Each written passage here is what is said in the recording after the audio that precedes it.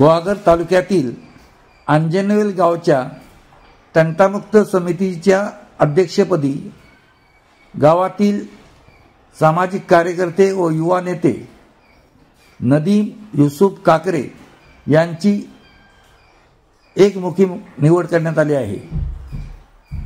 सदरच्या नियुक्तीबद्दल नदीम काकरे यांचेवर सर्व स्तरातून अभिनंदनाचा वर्षाव होत आहे। कोकण समाचार न्यूज चॅनल, जमालुद्दीन बंदरकर।